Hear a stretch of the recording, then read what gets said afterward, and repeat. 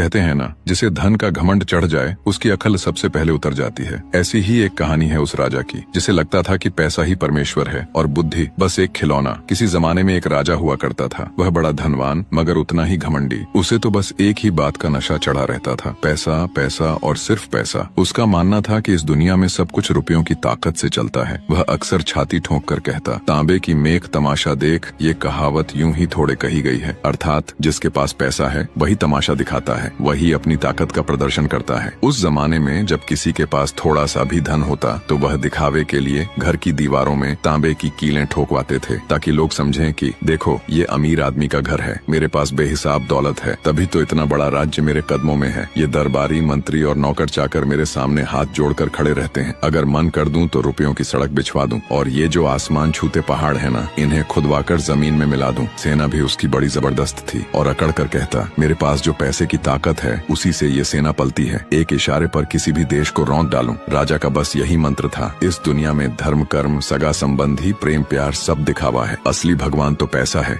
परंतु उसकी रानी उससे सर्वथा भिन्न थी। वह धन को तुच्छ और बुद्धि को परम शक्ति मानती थी। वो जानती थी कि राजा धन के नशे में चूर है, मगर दिल में सोचती संसार पैसे से नहीं अक्ल से चलता है। राजमहल के सब कामकाज उसकी समझबूझ से ही संभलते थे, पर राजा के सामने वो सीधे सीधे कुछ कहने से कतराती थी। आखिर पति के घमंड के सामने सच बोलना आग से खेलने जैसा था। एक दिन राजा अपने अहंकार में रानी से पूछ बैठा, रानी सच सच बताओ, इस दुनिया में बड़ी चीज क्या है, पैसा या बुद्धि? रानी कुछ देर सोच में पड़ गई। जानती थी कि राजा को पैसे का बड़ा गुमान है। सच कहेगी तो राजा के क्रोध को आमंत्रित करने जैसा होगा, अगर झूठ बोले तो खुद की आत्मा को ठेस पहुंचेगी। फिर भी वह झिझक कर बोली, महाराज अगर सच्ची राय चाहें तो मैं कहूंगी बुद्धि बड़ी है, क्योंकि बुद्धि हो तो धन खुद चल कर आता है, लेकिन अगर बुद्धि न हो तो भरे खजाने भी लुट जाते हैं और राजपाट चौपट हो जाता है। रानी की ये बात सुनकर राजा तमतमा उठा और क्रोधित होकर बोला, रानी तुम्हें अपनी बुद्धि पर बड़ा घमंड है। अच्छा मैं देखता हूँ तुम्हारी वो बुद्धि बिना पैसे के क्या जलवे दिखाती है। बस फिर क्या था, राजा ने रानी को नगर के बाहर एक साधारण मकान में भिजवा दिया। साथ में 2-4 नौकर तो दे दिए, मगर एक फूटी कौड़ी भी नहीं दी, यहाँ तक कि उसके गहने जेवर तक उतरवा लिए। रानी मन ही मन मुस्कुराई, बोली ठीक है, एक दिन इसी राजा को दिखा दूंगी कि असली ताकत पैसों की नहीं बुद्धि की होती है। नए मकान में पहुंचकर रानी ने बड़ी सूझबूझ से सबसे पहले कुम्हार से 2 ईंटें मंगवाई, उन्हें सफेद कपड़े में लपेटकर ऊपर अपने नाम की मुहर लगा दी। फिर नौकर को बुलाया और कहा, जा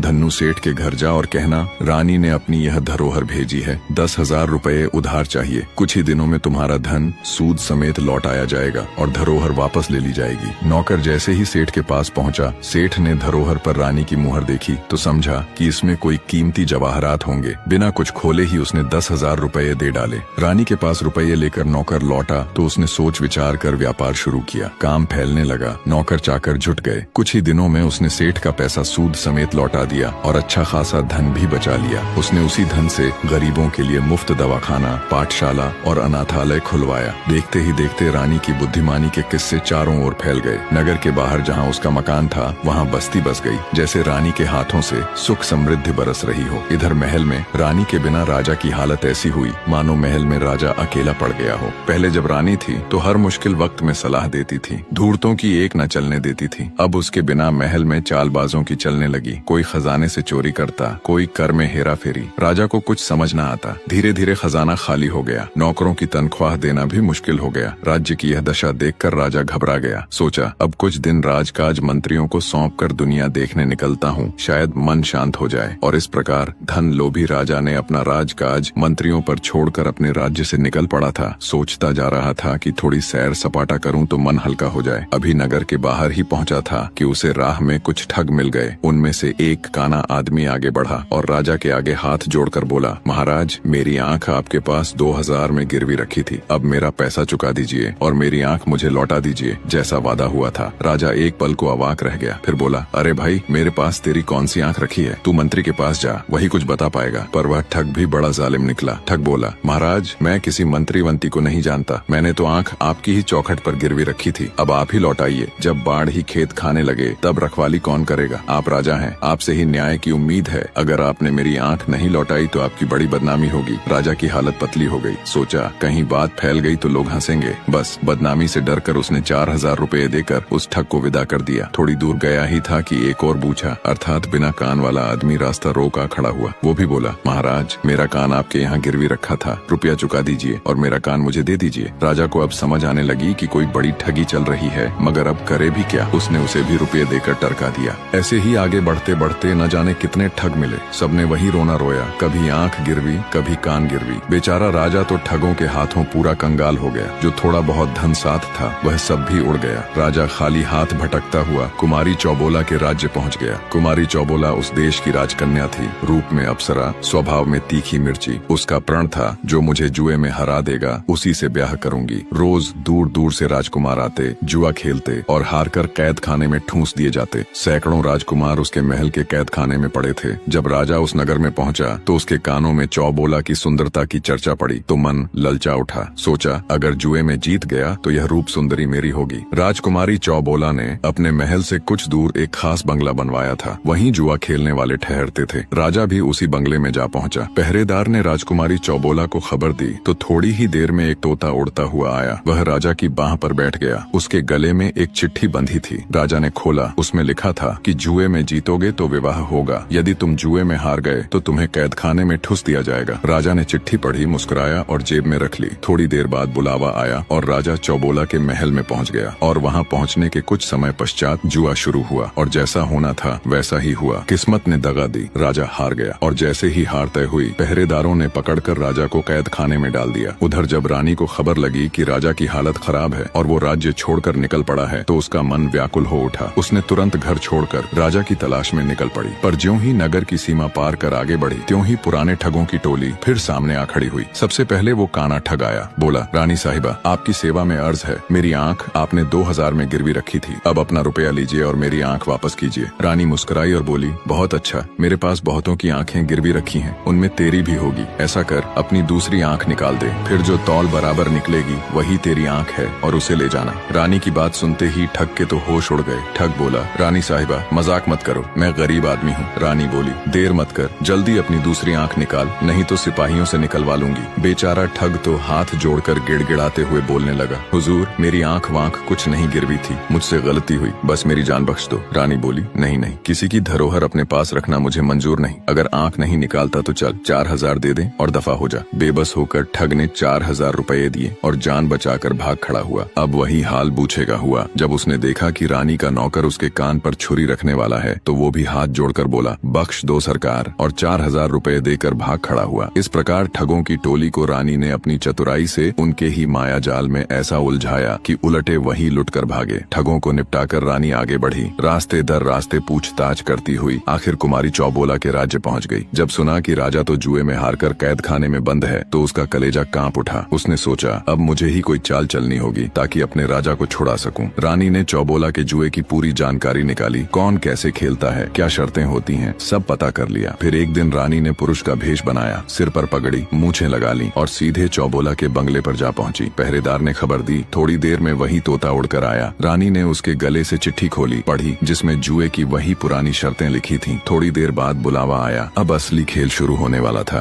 रानी पुरुष का भेष धरकर सीधी कुमारी चौबोला के महल में जा पहुंची। उसे देखते ही चौबोला का चेहरा थोड़ा फीका पड़ गया, जैसे अंदर ही अंदर कोई डर समा गया हो। न जाने क्यों लग रहा है कि आज का मुकाबला हाथ से निकल जाएगा। फिर क्या था, चौसर बिछाई गई, पासे रखे गए और खेल शुरू हुआ। अब इस राजकुमारी की एक गुप्त चाल थी। जुए के वक्त वह अपने सामने एक बिल्ली रखती थी जिसके सिर पर दीपक जलता रहता था। जब भी उसे लगता कि दांव बिगड़ रहा है तो वह चुपके से बिल्ली को इशारा करती और बिल्ली सिर हिलाती, दीपक की लौ डगमगाती। उसी बहाने वह पासे की चाल पलट देती थी, यानी हार को जीत में बदल देती थी। मगर रानी ने यह सब पहले ही जान लिया था। वह भी तैयार होकर आई थी। अपने कुर्ते की आस्तीन में उसने एक चूहा छिपा रखा था। अब खेल शुरू हुआ। चौबोला जब हारने लगी तो उसने अपने पुराने ढर्रे के मुताबिक बिल्ली को इशारा किया, मगर तभी पुरुष भेष में रानी ने अपनी आस्तीन से चूहा निकालकर जमीन पर छोड़ दिया। बस फिर क्या था, बिल्ली की निगाह अपने शिकार पर जा टिकी। दीपक हिला न लौ डोली, बिल्ली हिली न डोली। चौबोला जितना इशारा करती उतना ही बेअसर। नतीजा,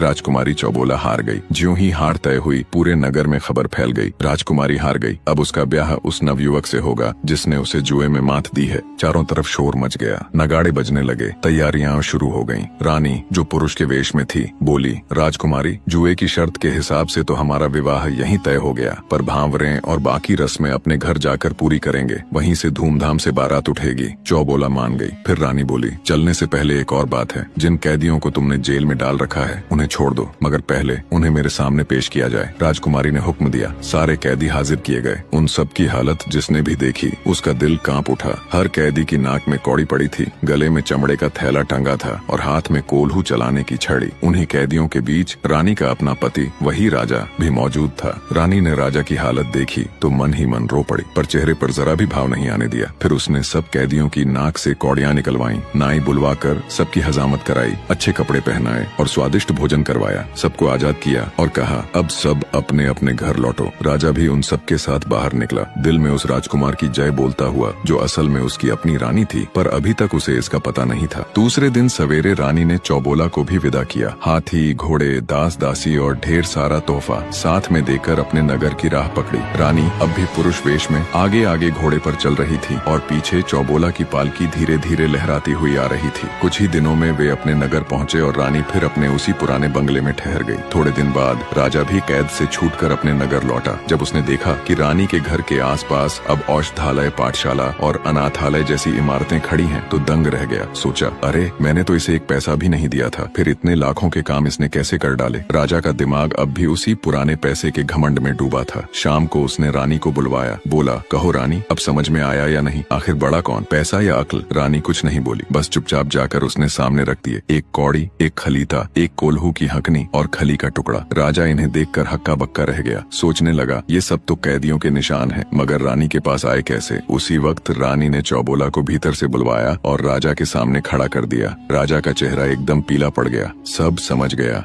जिस राजकुमार ने चौबोला को जुए में हराया वो कोई और नहीं, मेरी अपनी रानी थी। राजा ने शर्म के मारे सिर झुका लिया। बोला, रानी, मैं तो अब तक अंधा था, तुम्हारी अक्ल ने मेरी आंखें खोल दी। मैं सोचता था पैसा ही सब कुछ है, पर आज समझ आया बुद्धि के आगे धन तो धूल बराबर है। फिर शुभ मुहूर्त निकाला गया। चौबोला का विवाह राजकीय रीति से राजा के साथ धूमधाम से हुआ। दोनों रानियां, रानी और चौबोला, मिलजुल कर रहने लगी। निष्कर्ष और शिक्षा, संसार में सबसे बड़ा धन सोना चांदी नहीं बल्कि बुद्धि और विवेक है। राजा के पास अपार संपत्ति थी, पर समझ का अभाव था, इसलिए उसका साम्राज्य, सम्मान और सुख सब कुछ हाथ से फिसल गया। वहीं रानी ने यह सिद्ध किया कि जब उसे बिना धन के अकेला छोड़ दिया गया, तब बुद्धि ही उसकी सबसे बड़ी ताकत बनी। उसकी समझ ने ठगों को मात दी, व्यापार खड़ा किया और उसकी सूझबूझ ने न केवल राज्य को बचाया बल्कि राजा के घमंड को भी तोड़ दिया। आज के दौर में भी हम अक्सर धन को सफलता का पैमाना मान लेते हैं, परंतु पैसा केवल एक साधन है। सच्चा सामर्थ्य बुद्धि और विवेक में है। जो व्यक्ति बुद्धिमान है वही परिस्थितियों को बदल सकता है, पर जो केवल धन पर निर्भर है वह एक दिन खाली हाथ रह जाता है। इसलिए जीवन में धन कमाने से पहले बुद्धि कमाओ, क्योंकि जब बुद्धि होगी तो धन, मान और सम्मान तीनों अपने आप मिलेंगे। आप बताइए, क्या आज भी हम बुद्धि से ज्यादा धन को महत्व नहीं देने लगे हैं? कमेंट में अपना विचार जरूर लिखें। अगर यह कहानी आपको कुछ सिखा गई हो तो लाइक और शेयर जरूर करें, क्योंकि अगली कहानी में भी छिपा होगा एक गहरा संदेश जो दिल और दिमाग दोनों को छू जाएगा।